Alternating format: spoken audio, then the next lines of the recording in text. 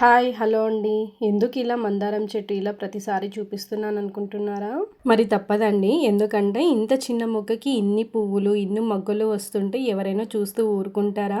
నేనైతే అస్సలు ఊరుకోనండి. అందుకే నాకు ప్రతిసారి ఇన్ని పువ్వులు ఎక్కువ వచ్చినప్పుడల్లా ప్రతిసారి నేను వీడియో అయితే తీస్తానన్నమాట. చూసారుగా మీరే ఎన్ని పువ్వులు అయితే ఉన్నాయో. ఇవాళ అది నేను ఇంట్లో ఉన్నాను కాబట్టి మనస్ఫూర్తిగా దేవుడికి అలంకరిద్దామనేసి పువ్వులని కోస్తున్నాను. ఇవాళ మా వారి బర్త్డే అనమాట. సో అందుకే ఇవాళ ఇంట్లో ఉన్న పువ్వులతో మొత్తం ఇలా దేవుడికైతే పెట్టేసి నేనైతే పూజ అయితే చేస్తున్నాను. ఇలా మనకి ఇంట్లో ఉన్న పువ్వులు మొత్తం కోసి ఇలా దేవుడికి పెడుతుంటే ఎంత హ్యాపీగా అనిపిస్తుంది కదా. అది కూడా చాలా మంచిదన్నమాట. మనకి ఇంట్లో ఏ పువ్వులైనా పర్లేదండి.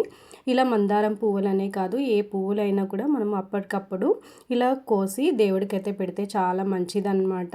సో చూసారుగా ఎన్ని పువ్వులు అయితే ఉన్నాయో. ఇలా చెట్టు అయితే అటువైపుకైతే బాగా వాలిపోయింది. ఇలా కోయడానికి కూడా చాలా కష్టంగా ఉందన్నమాట.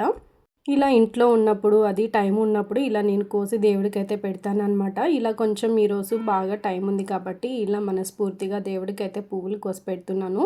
సో ఇవన్నీ కూడా మనకి నాటి మందారం పువ్వులండి. చాలా మంచి పువ్వులు. సో మనకి రోజు కూడా పువ్వులు అనేవి పోస్తాయి. ఇలా మనము పువ్వులు అయిపోయిన తర్వాత మళ్ళీ మనం అవి కట్ చేసేసామంటే అన్నీ కూడా చిగుర్లు వచ్చేసి మనకి పువ్వులు మళ్ళీ అయితే వస్తాయన్నమాట. ఇవి వచ్చేసి కాగడాలండి. సో ఇవి కూడా బాగా ఇగుర్లు వచ్చేసి పువ్వులు అయితే పూస్తున్నాయి.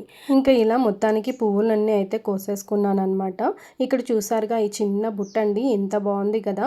ఇలా మనకి ఇలా ఇంట్లో ఉన్న పువ్వులు కోసుకోవడానికి చాలా ముద్దుగా ఉంటుందనేసి నేను ఇదైతే తీసుకున్నాను అనమాట. సో నాకు చాలా బాగా నచ్చింది. ఇంకా మొత్తానికి ఇలా నా పూజ అయితే కంప్లీట్ అయిపోయిందనమాట. సో నచ్చితే లైక్ చేయండి. Thank you for watching.